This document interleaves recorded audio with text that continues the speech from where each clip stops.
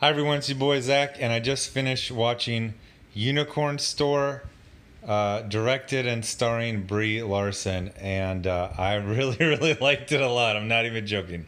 This isn't a bit, this isn't a gag, nothing. I actually really liked it. So, for pretty much everyone knows, Brie Larson's Captain Marvel, and she's been controversial in multiple ways. She made racial comments about white people reviewing movies. She's horribly, horribly miscast in Captain Marvel. Oh my gosh. But she's also an Oscar winner and quite a good actress. This is actually, I've only seen her in 3 movies. She's in Scott Pilgrim. She's in it for like 1 minute. Obviously, she's in Captain Marvel, but I wouldn't even call that a performance. That's so I really like this, but I don't know if I would have liked it. Well, I would never have watched it except for, the notoriety for her being Captain Marvel because I was very curious about her because like I said, she's horribly miscast and her performance in Captain Marvel is just odd.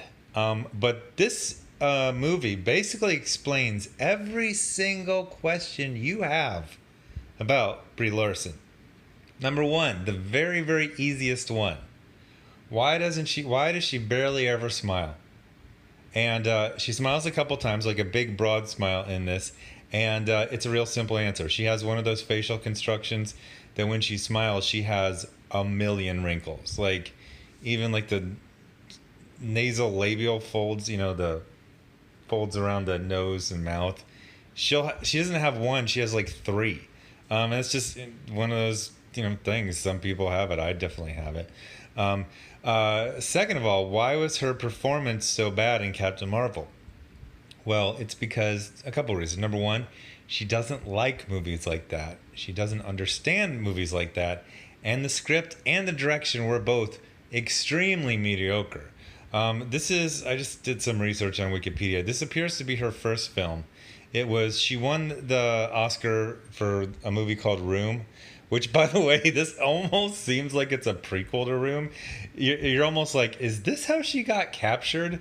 Because Sam Jackson plays this magical and possibly super creepy guy until you find out. Okay, spoilers. Spoilers. I don't know if I'd recommend this. I liked it for very specific kind of meta reasons. Plus, I think it was a fairly good script and it was a good direction. The reason she was bad in Captain Marvel is because Captain Marvel's bad.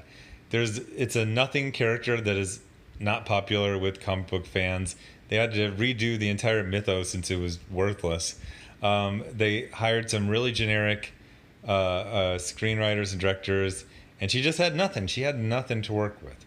With this, she had something very interesting to work with which was a good script and an interesting character. So I Googled it, and this movie has an interesting history. Uh, Brie Larson auditioned for this movie in 2012, which would imply that the script was probably written 2010 earlier time frame. Now, if you dial your memory back, 2010 was basically when the whole manic pixie dream girl slash LOL so random humor, when that thing was starting to dial down. You can probably say it was invented with like Garden State and Napoleon Dynamite. This hipster, awkward silence humor. It had a good 5 or 6 year run, and it was starting to wind down. But the life cycle of Hollywood is, someone buys the rights to a script, or they buy the script outright, and then they're going to try to develop it for a couple years. One of the interesting things about this movie is it's absolutely not what I assumed it would be.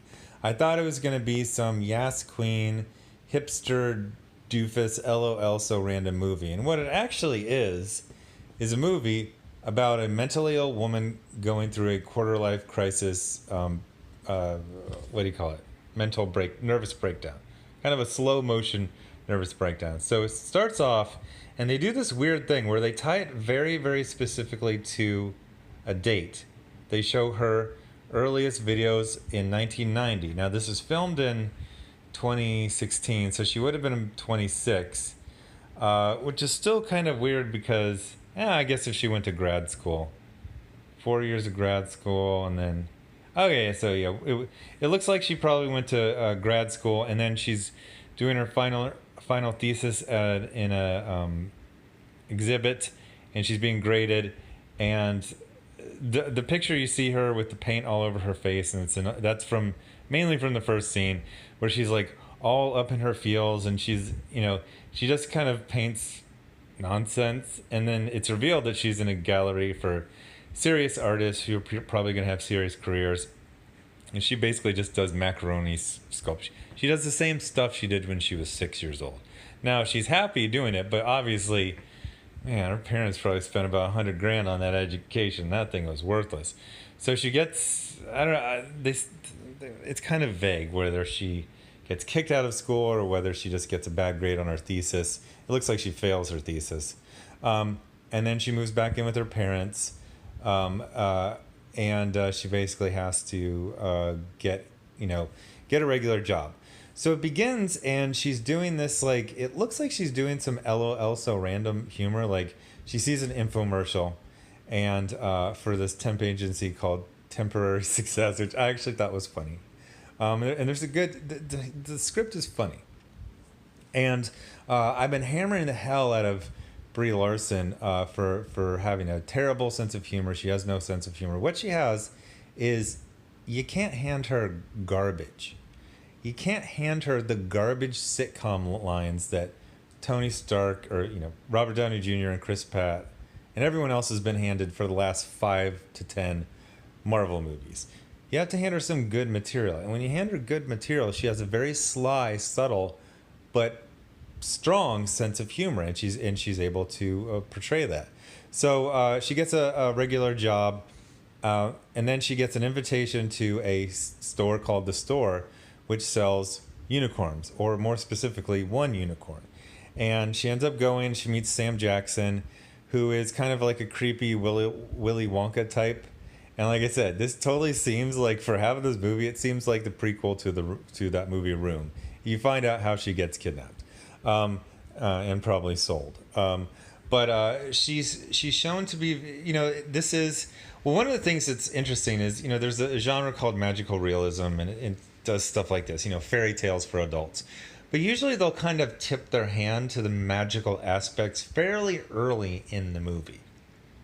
This one, it seems to be about a woman who has mental illness, light mental illness. Maybe some light schizophrenia, or mainly just very, very immature. Plot twist, we find out there is an actual unicorn. It's witnessed by a very sane love interest.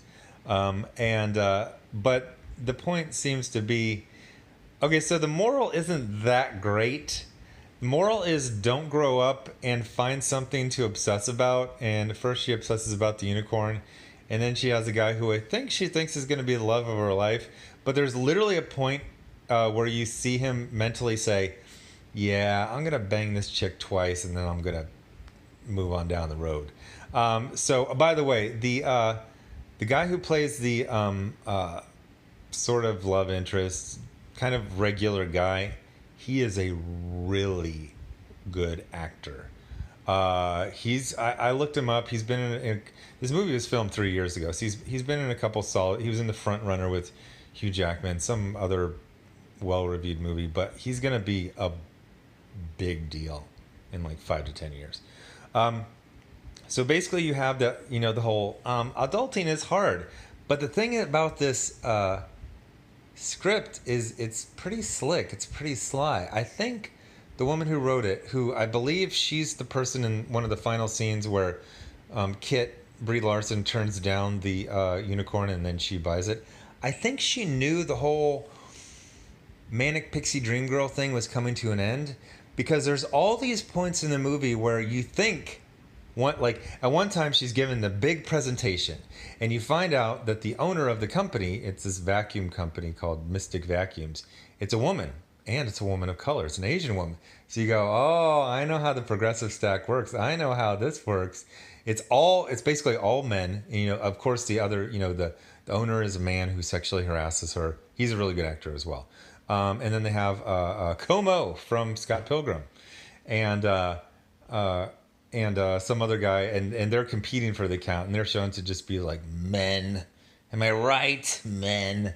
So you think, and then she comes in and she's glittering. She's like, "This is about your dreams," and then the woman's just like, "I like the bikini, yeah, the bikini woman," and so you're like, "Oh, I didn't see that one coming." And there's little bits of like that where you're like, oh, the formula says this is supposed to happen, and you go, oh no, that didn't happen at all. But Brie Larson is good. She's a really, really good actress. So that being said, I don't think she's ever gonna fit into Captain Marvel unless you let her direct it. And because boy, did she go for all of her strengths. I mean, they showed her being charming, being funny, being vulnerable, crying. All the things she's good at, she made sure to put in there. Now it does look like this video or this movie was fairly chopped up in edit. There's one character who seems to be a character who just pops up in one scene, and you're like, they're talking to him like he's a character, but I don't remember ever meeting this guy. He's a delivery man who helps her do her presentation at the end. And it sure seems like he's supposed to be a character. But there's a lot of good stuff with the parents where it's like, parents, am I right? But then you see that they are very caring and they have a daughter who is, like I said, has some kind of mental issue. I mean, she's not average or she's not a maniac, but she's 26 and believes that unicorns are real. And also there is a solid amount of emotional validation for her art that she drew when she was 6. Eventually the stable that was meant for the unicorn is turned into a museum of her 6-year-old self, and she just thinks it's amazing and not sad, and it's sad. It's sad. So one of the things about Brie is she's very, very pretty. So she gets the privilege that you hand out. They've even done studies on this. People like just this isn't something you have to be taught. Attractive people naturally are given more trust, and they're constantly evaluated. But she's very pretty. She's a very good actress. She's actually a really good director. I would like to see her write, specifically co-write with this Samantha McIntyre, MC Entire, however you pronounce that. And I'd like to see them write something else. If they were to write and direct the next Captain Marvel movie, I think it could actually be really, really good. By the way, I want to say this is not any kind of a bit. I'm sincere. This actually is a good movie with a good script and good direction and good acting. There are a couple parts that are really just kind of like the whole adulting is hard. It's like, no. One of the great scenes is you see her being a manic pixie dream girl, and then Virgil, you see him have like real emotions where he's like, oh, damn, this girl's a little messed up. But you see he actually has feelings for her. There's actually a really good breakup scene where he's just being like, this guy's going to, like I said, he's going to be a big, big deal. 5-10 years. He's going to be in everything. So I'm gonna do something. I forgot to memorize it before I did it. Before I did the video. So anyway, do I think you should go check it out? It's a very special film. Who's the guy? He was this really popular writer in the 1990s. He wrote this book, Half Asleep in Frog Pajamas. I don't remember his name. If you like...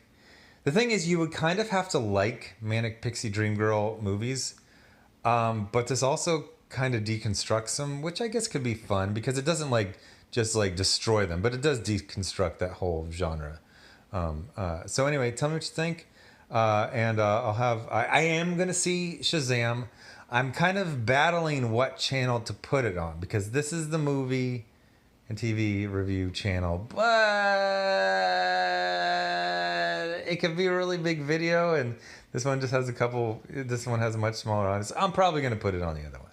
I'll probably do another episode of Star Trek Discovery on this one tomorrow, and then I'll do Shazam on my main channel tomorrow. Anyway, thanks for watching, and I'll have a more or another video tomorrow. Thanks. Bye.